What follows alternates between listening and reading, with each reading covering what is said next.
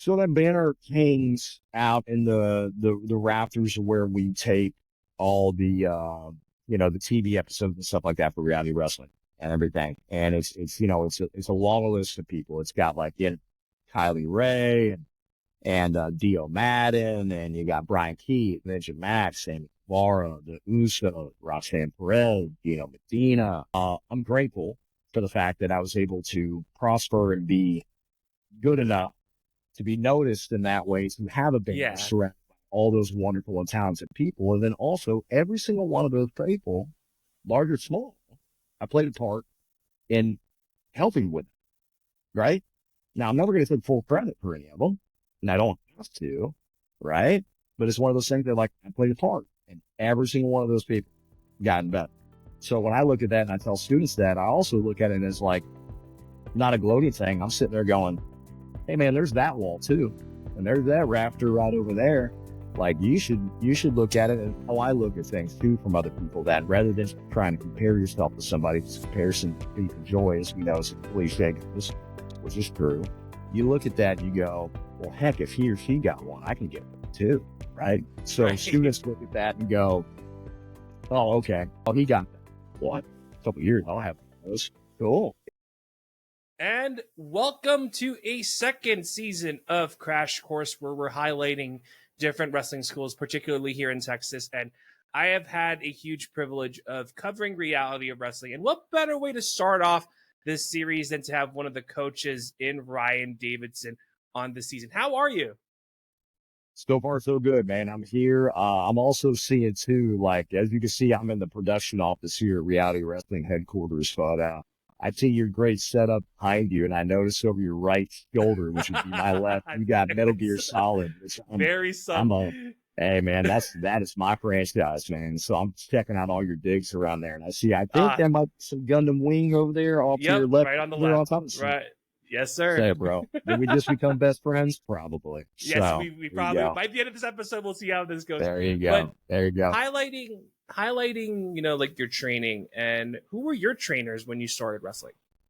So, I broke into wrestling while I was still playing college football at West Texas A&M University, which ironically enough, I knew going into West Texas that everybody knew about Terry Funk and Dory Funk, because they were boosters in the athletics departments and stuff like that, and they played football there. Unbeknownst to me, when I played there, I found out that it's kind of like Wrestler University. It's kind of weird how the universe everything comes together, because Duffy Rhodes, Tito Santana, Tully Blanchard, Stan Hansen, Bruiser Brody. I'm trying to see, did I miss anybody else? Outside of Terry Funk and Dory Funk, they all play sports at WT, known as West Texas State then. And still the same university, because in their volleyball arena, they had like all these old pictures of like wrestling from like the old territory days, and like Andre the Giant, all this stuff. So I thought it was super cool. So me breaking into wrestling, I was still playing college ball. So I broke in Amarillo Championship Wrestling. My first two trainers really was a guy by the name of Private Terry Daniels, who did a lot of work with WWF back in like the late 80s and World Class and stuff like that. And then there's a local guy named Blade. His real name was BJ. And, I did that for about maybe a year and a half. And then I went to Oklahoma City in Oklahoma, and then pretty much got really grounded in as far as wrestling and everything like that by Mr. Ebony Tom Jones, not the singer Tom Jones, Mr. Ebony Tom Jones. And TJ was responsible for training a lot of guys in the Oklahoma, North Texas area. And he was like a pioneer for black wrestlers, like back in like the 50s, 70s and stuff like that. Like he had big rivalries when he worked the territories in Oregon with like Flair and Piper, and, his tag team partner was Red Van Steen. He was like, I think, the first black guy to win a single championship in the South, I believe, because in the Pro Wrestling Hall of Fame that was in Wichita Falls, they had stuff on him on there. And TJ was great, man. Great trainer. Really kind of taught me like what your duties are from a babyface and heel perspective and stuff like that. And, I got groomed up too by a lot of the local veterans there in Oklahoma and stuff that really smartened me up on things and stuff like that. But, and then from there, I've been running around on the indies around the country for about 4 years up to that point. And then in 2007, I moved back home to my hometown in Houston, Texas, started doing the indies and stuff like that. And I always knew of Booker T wrestling school. That was the goal. It's like, I just want to go to Yeah. Book. It's back in my hometown. I grew up, born and raised in Houston. I'm like, perfect. I love Book. Always have, this, that, whatever. And, I was wrestling an indie show and I had a guy who was a buddy that was working for Booker T at the time. He saw me have a match with some, a guy that was working that night. And we had mutual friends. And, I get done with the match and one of the other wrestlers on the show was like, hey, there's some people in the back, outside the locker room that want to talk to you. So I thought they were fans. I was like, okay. I go and talk in the back and they were just like, dude, that match was great. You gotta come to Book. You gotta come to Book. And I was like, yeah, that's the plan, right? And sure enough, like literally within a couple of days, hey man, come in. I think it was like on a Tuesday or Wednesday. Come on down to, Booker T's gym down there on Commerce Street, downtown Houston, where it was at the time. And I went down there and I'm not gonna lie, I kind of got the red carpet treatment unbeknownst, of just like, oh crap, I get to meet Book. And I've met Book like once and took a picture with him at the airport and everything like that. I'm like, hey, I'm from Houston, can I get a picture? He's like, that doesn't matter, and it's just like, whatever. But like, I got to meet him and he watched some matches and, right out the gate, just dropping nuggets of wisdom. And I'm just like, okay. And I could tell you at that time when I was training with, at Booker's, Booker was also like, this was the tail end of like his WWE run before he went to TNA. And Booker at that time, when you went to go train, he was in the ring with you.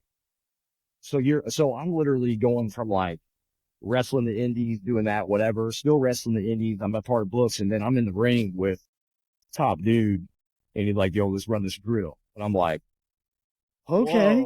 And, and I could tell you flat out, it's no exaggeration. I learned more in pro wrestling, just about, working psychology and all this stuff. I learned more in 6 months than the 4.5, 5 years prior of just running the road and stuff like that, just from being around a guy with that type of knowledge and stuff like that. And, then, I mean, like I said, when I went to Books, and he tells this to a lot of people, it's like, this isn't a wrestling school, it's a performing art.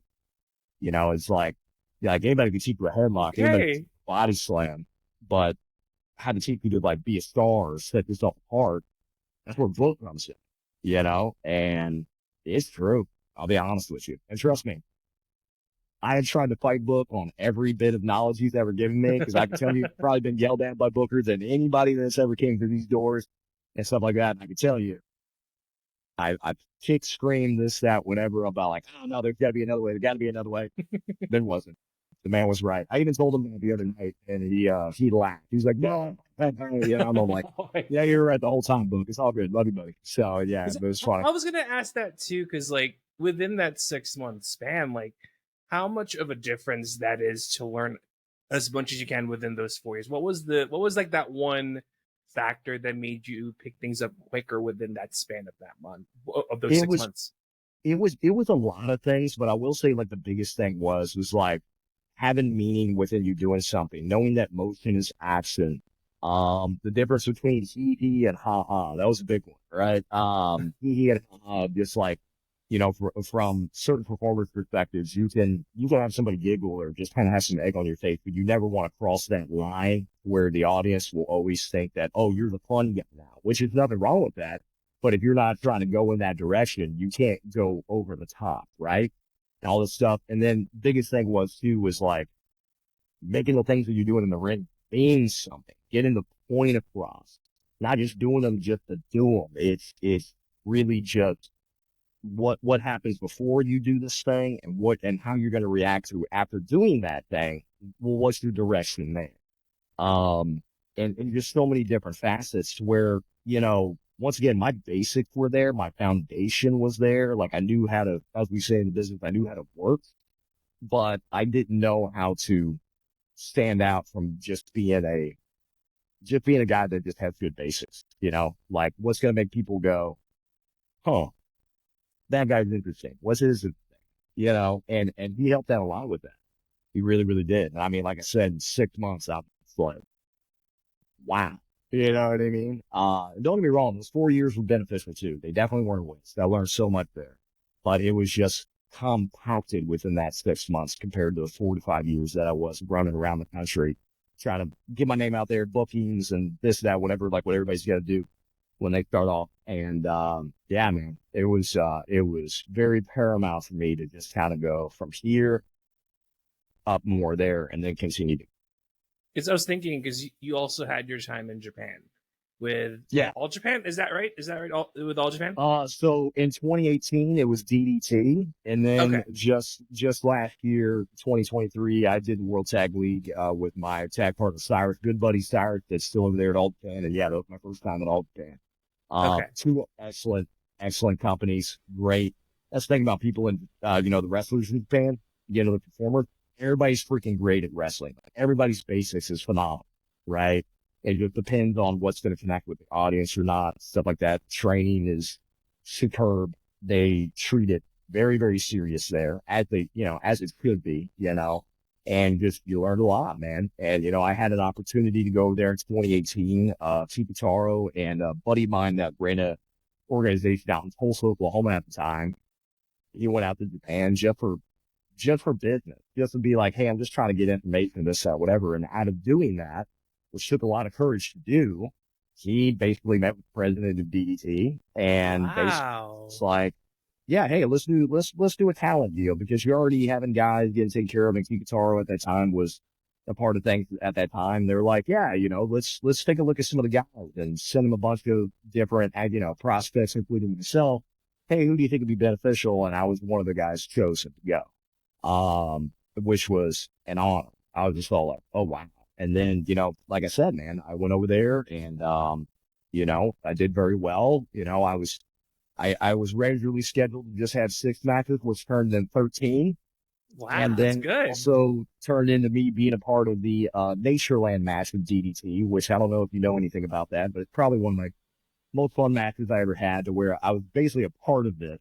But you basically just have a giant group of the DDT wrestlers, and like Speedball Mike Bailey was there at the time. And of course, like, Takeshita, he was injured, but he was there announcing and all this other different stuff. And Hiroshima was there, but like, you basically just go and wrestle and some free for all out in the middle of the forest, like 3 hours outside of Tokyo. Wow. So yeah, so it was wild that they wanted me to be like, Ryan, angry mountain man, Terry Funk, grab ladder, swing like Terry Funk. And I was like, once again, WT, Terry Funk, and in Japan, it's like, it's all full circle. I'm like, yeah, sure, man, absolutely. I had a wonderful time in DDT.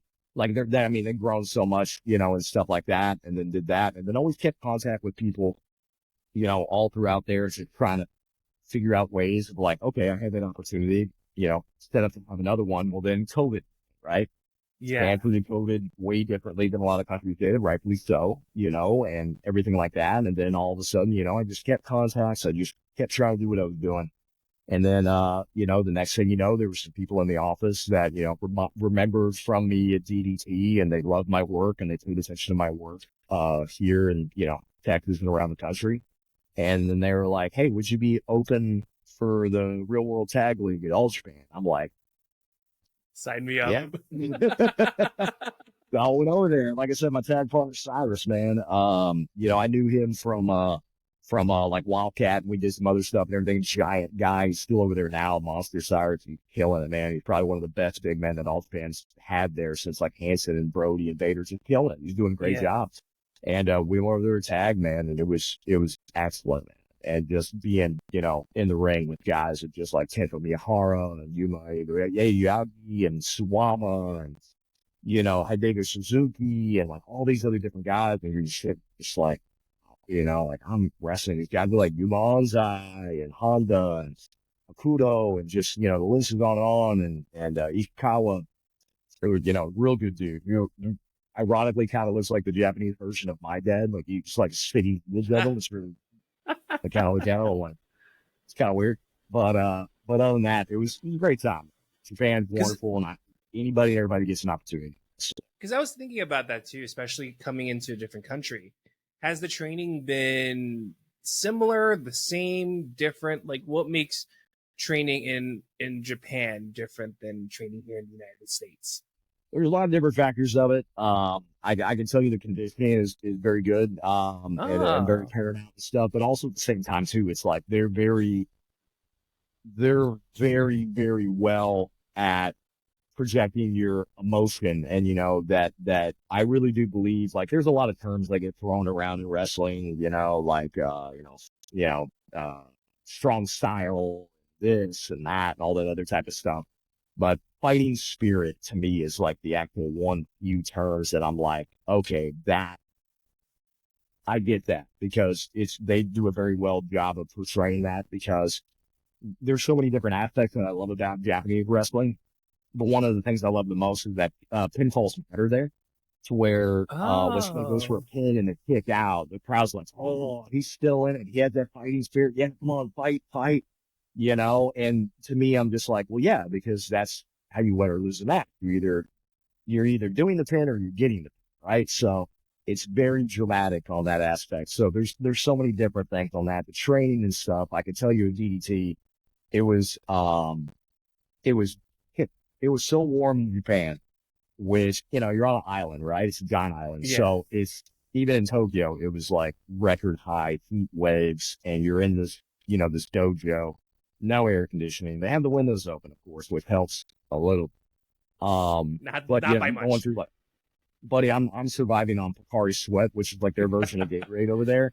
And I'm going through like 4 or 5 shirts for like 2 hours with like maybe 4 to 7 other guys, just bumping, doing spots, doing a lot of lucha style conditioning and stuff like that. All these other different things, which was great. All Japan, they definitely have a great dojo, which is legendary. It was one of Giant Baba's old houses that they converted into that dojo a long, long time ago, Oh. which was really cool. So they told me as I arrived to the dojo, they're like, "Oh yeah, Ryan's Giant Baba house." I was like, "Huh? What?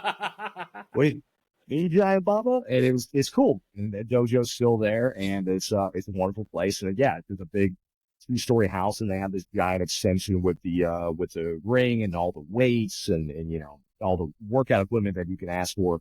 And training there, just because it was a tournament, it was really, they had a lot of classes for like, or training sessions, I should say, for like, a lot of the female talent that was there, the Joshis, and some of the guys. But it was mainly more of just kind of like train on your own and do that. Well, from what I went through at DDT, I just kind of continued that, being at the All Japan dojo, and then learned a couple other things too, because they would have like group warm-ups before every show for like a lot of the members in All Japan. So like guys would gather around the ring and do different calisthenics and stretching and run different blow-up drills and stuff like that, because that was just their routine. So picking up on that and being a part of that was really, really cool and stuff. But like, man, like, I can tell you, if anybody gets into pro wrestling and they have never gone to a gym, or they can't really do a push-up, and you think you can do the same thing that Roman Reigns does, think again. Yeah, Yeah. you need to be in shape, or at least have a baseline. Like, you need to be able to, hey man, if you can do 50 push-ups, 200 squats, probably 25 burpees, and run a 10-minute mile, that's bare minimum in my mind. Yeah. Because if you want to be a cop, you got to run a 10-minute mile for a PT test. But I think that's the big thing too, of just like, hey, you have to be somewhat physically inclined. You don't have to be the best. Just be physically inclined before you jump in there, especially if you want to go to a Japanese dojo and train. Because let me tell you something, it's different. So, And it's strict. I right. noticed that it's very strict, because even matches, I kind of noticed, you mentioned it, where every pinfall counts, but like within that setup, everyone is quiet because they're intently watching and seeing where the where the story unfolds. Excuse me. And I was like, oh, that's right, because like they're very intent of how the moves are leading to that pinfall. It's completely different than here in the US, where it's like every interaction, every crowd is kind of like, oh, okay, that's right. But in Japan, everyone's watching, and then when that pinfall happens, and everyone starts to go, everyone's going home on that match. You see the build up to whoever is going over for that match. Right. The psychology is different too in a lot of different ways, but I'll try not to go too much in detail on that, just because we can talk about that for like 5 hours to get like a point across, right? But I will say that like the Japanese audience, and they are unbelievable. They're just such good people. Like, I'll be honest with you. This is not a knock on anybody. I'm just being honest. Okay. I've gotten better photos of myself in the ring being in Japan from wrestling fans than the photographers that are racing. Really? You're just, they are enamored. They're ready. When they go to the merch table, they're so polite, generous. They want to, they want to be a part of what you got. They want to follow you on social media and do all these other different things. And it's such a wonderful, wonderful experience. And, yeah, they are conditioned to a lot of things, but it's not that they're quiet. Trust me. They're not quiet. They're just as really? loud. Okay, I must have heard somewhere else then. Yeah. No, they used to be. Now, here's the thing. You are right on the fact of just they're way more of like, pay attention and be in tune with what's going on as compared to like American crowd. It's like, oh, that's cool. And you look at your phone and so, whatever. They don't really do that unless it's like in between matches and stuff like that. So, you have that, which is great. But, it's just different because, we all know that wrestling is entertainment as it should be. Mm-hmm. Right? Like it's entertainment, stuff like that, all this other stuff. But like in Japan, one of the other aspects that I like about it is that you really do, even though it is still entertainment, it is way more like you are in a legitimate sport, professional sport, and you get treated as such, right? Because like in Japan, it's like you have baseball players, sumo, okay? And then really right underneath that, it's like pro wrestlers, MMA, maybe somebody on the Olympic team. Like you're right up there in the top three as far as how people look at you and want to, hang with you or talk with you and stuff like that. And it's very, it's cool. It's great. And you get handled like that. And plus, for people that go over there, especially, foreigners, guys that go over there, it's a great experience. And that's why Japan's such a beautiful country anyways. The people are great. But also it's like everybody kind of treat you like, if I played in the NFL, here in the States, and people be like, this guy plays for whoever, you know what I mean? Like it's that like that over there for sure. So, it's just a wonderful, wonderful place, man. Learned so much there. Like I said, I really hope anybody and everybody that aspires to go to Japan, I hope they get that opportunity, man, because it's a great time. Exactly, because we're going to segue into reality in your time as a coach. How did that come about with Booker when you had the call to coach the students here at Reality? So it was during the time of that school, there was like me and like a group of guys that would always like we'd be at training like all the time, right? Just learning and stuff like that. And cool thing about it was we would always just bounce ideas off each other or like watch each other's matches and be like, hey, what do you think about this? What do you think about that? Go as like a collaborative brainstorm and stuff like that. And, for me, I can tell you without being egotistical about it, I've always kind of, I guess, the gift of God is for talent. I've always kind of seen like a person, like a guy or a girl, that I kind of feel like there's something there. There's something there. We just got to find a way to get at it, right?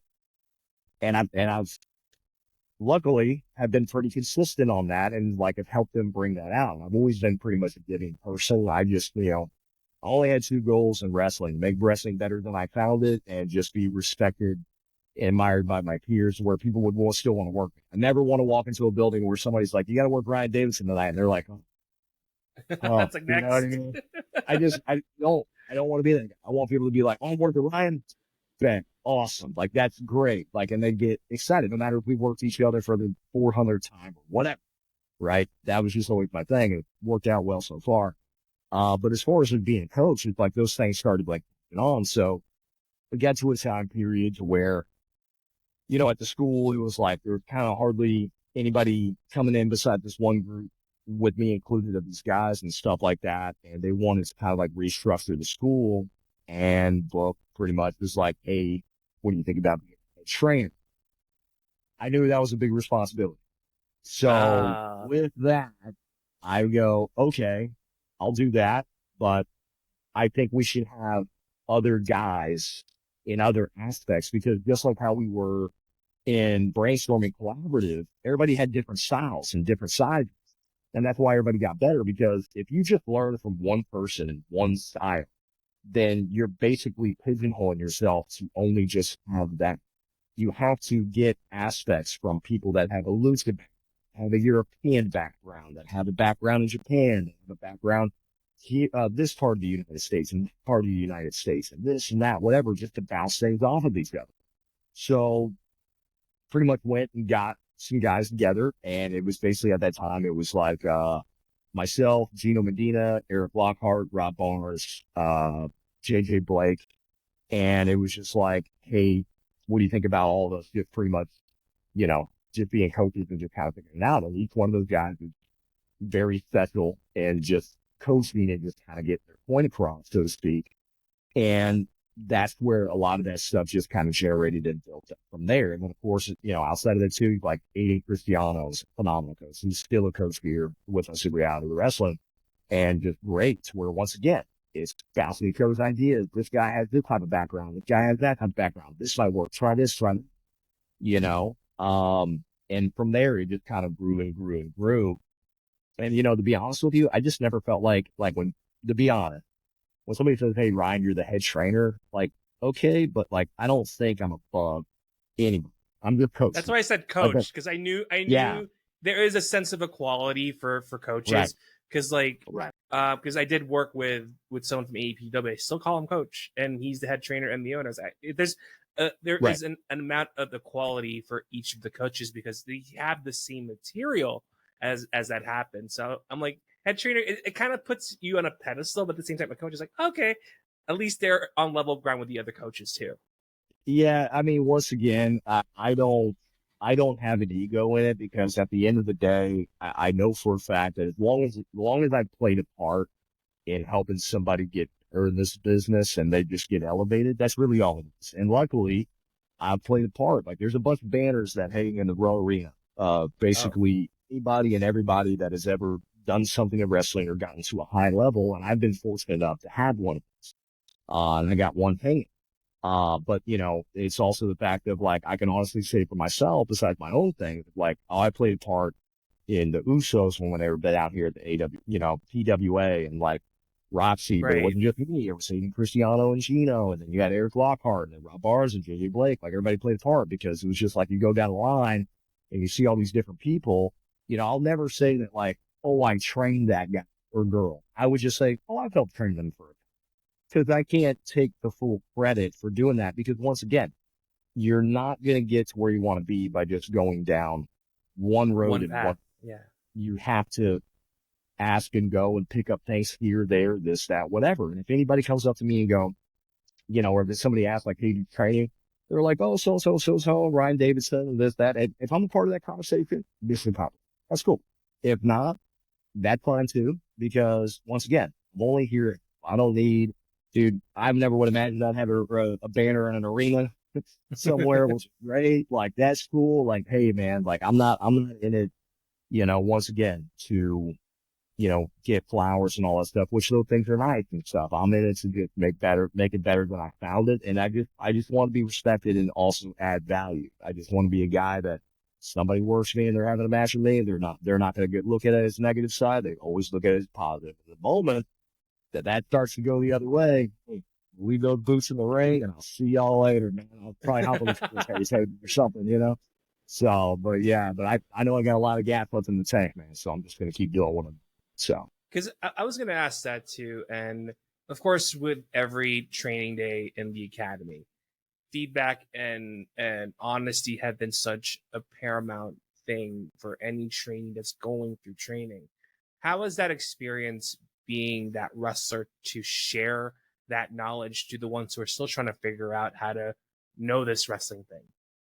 Well, that's the other thing too. I think the best trainers are the ones that are echoes of people that train them, are also trained by the experience that they learned themselves, and also, most importantly, staying open, right? You can't be so closed-minded. Now, there's certain things that for a fact, this works no matter which way that wrestling is going, this direction, not direction, this, that. There's certain tactics and things, like, it's always going to be this, because that's what entertainment and pro wrestling has always been, and nothing's ever going to change that, right? But there are other things where, like, there's room to wiggle, and it's like play. Like, pro wrestling itself is play. I can make a cup, I can make a bowl, I can make a boss, I can make a picture frame, I can make anything I want. I just have to mold it and do whatever, which means that it's open for creativity. It's open to change and adapt and evolve and things like that. And for me, you know, it's one of those things that the only way that you stay relevant or just keep doing things in wrestling is that you just have to stay open-minded. Because, like, man, this year was my 20th year as a professional wrestler. Okay. 20, 2 decades, dude. Two, right? And it felt like it only felt like it's been a couple of years. It doesn't feel like 20, right? But it all goes by, man. And I'm so grateful that I can still do that and do it at a high level and still keep getting better in a lot of ways. And also the fact too of just being open-minded and really, like, when you coach somebody, it's not just barking orders and having them follow. It's making them understand or like, hey, what's going through your mind when you're feeling this? Like, what are the issues that you have? Like, what are questions that you get, right? Like, maybe this and that, because that's the other thing too. You can kind of learn from a student, somebody you're teaching. Like, well, I'm kind of thinking this and that. You're like, that's actually not bad. I don't mind you. Yeah. I never looked at it that way myself. You know what? You might be into something, right? And then you go from that. And then that's also where that trust builds up to where, hey, as a coach, I'm here to just tell you to run the plays, do this, whatever.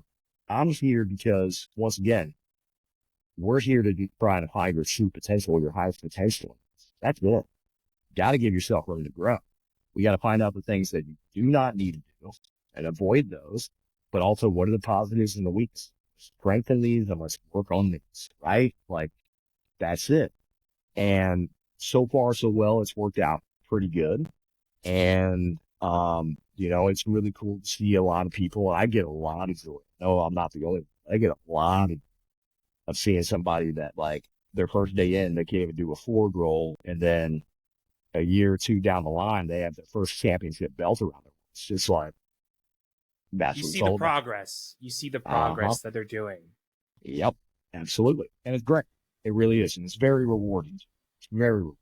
So it's awesome.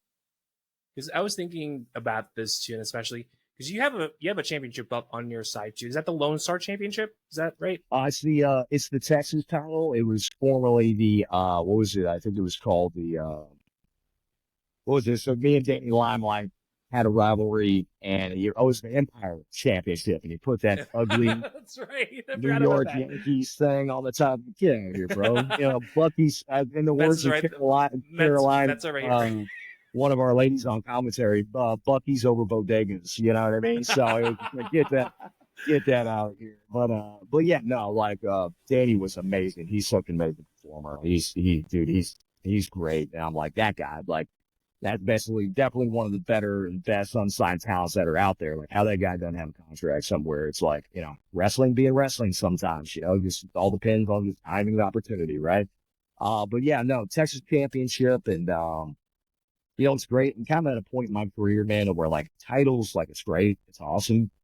But, like, for me, it's just like, I just want to have great matches, whether I win or lose. I don't ever want somebody to buy a ticket and be all like, oh, God, it was tough watching Ryan. That's it. As long as people are just like, man, that Ryan Davidson match with so-and-so was awesome. No matter what it was. Yeah. Tags, whatever. Dude, that's it, man. It's all I need. It's all. Because it's a standard too. Because, like, what if these students that are like, I want to get that belt, what would it take to even be in a match like that? And what would you contribute to leading to either facing you on a title defense or something else like that? I think it basically just comes with, because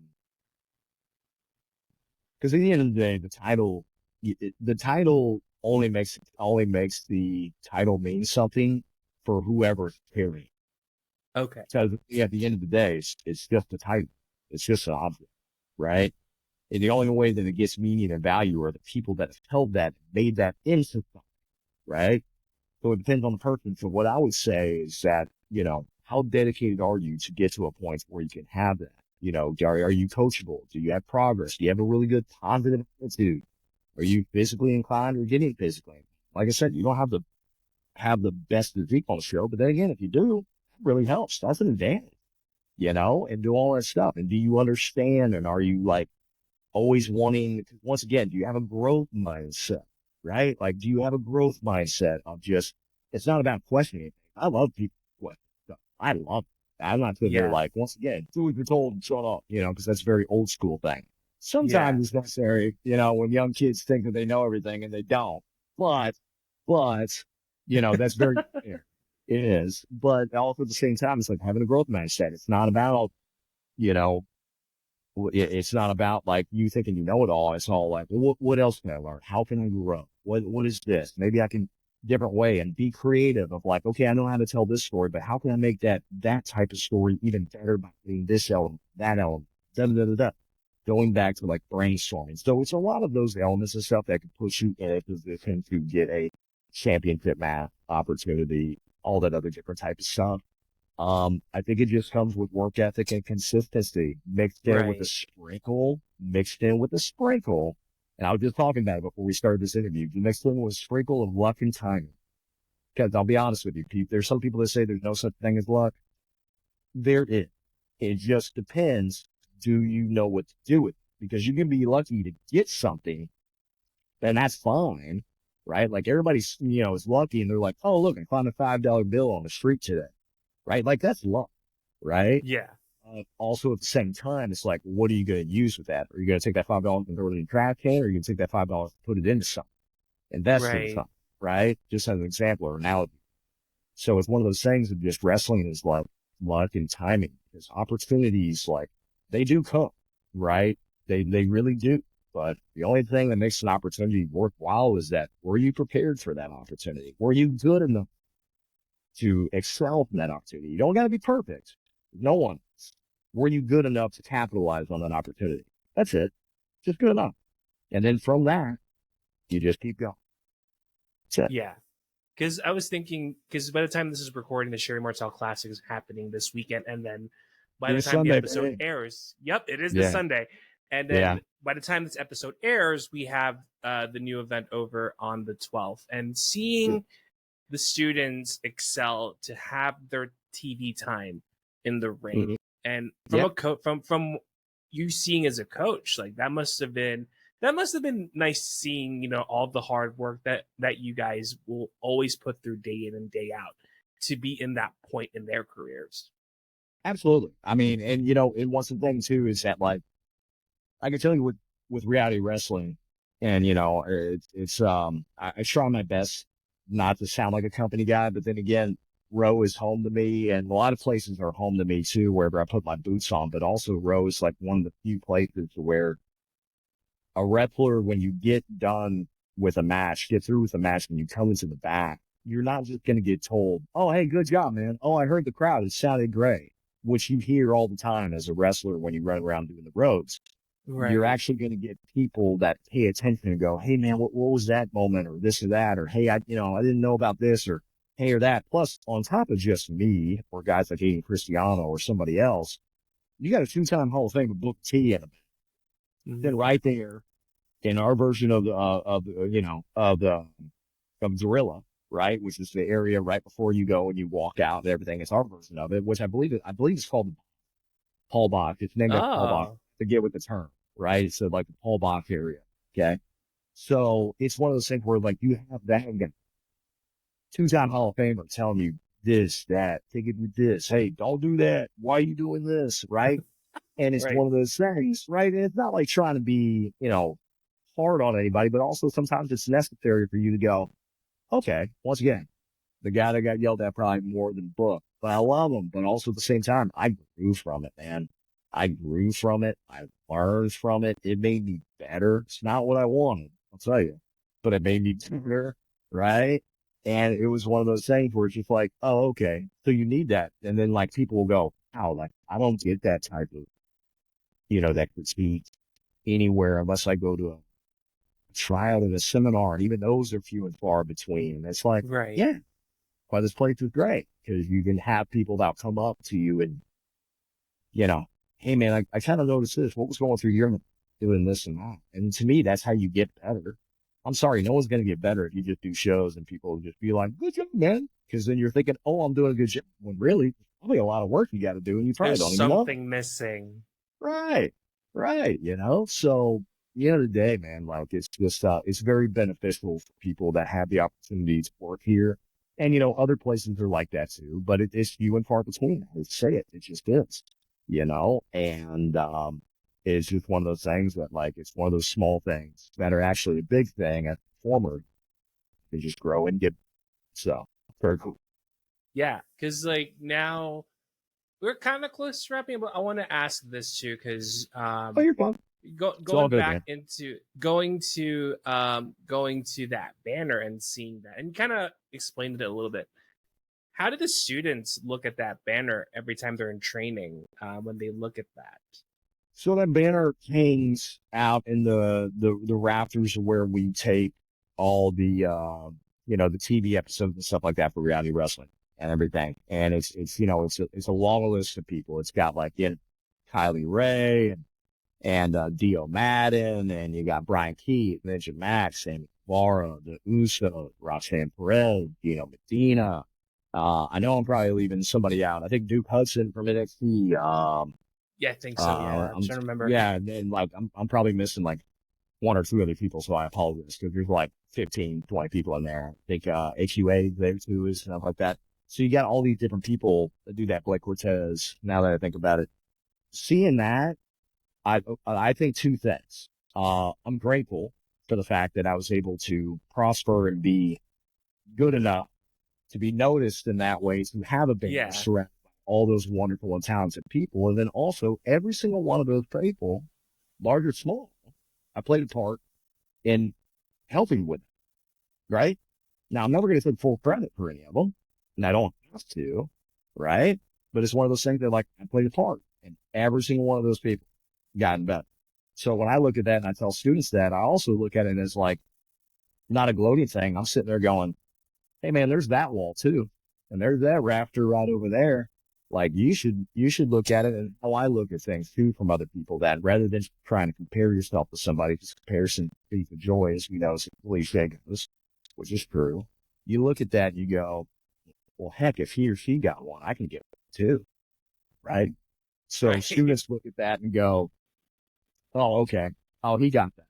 What? A couple years, I'll have one of those. Cool. Yes, you will. That attitude. Yes, you will.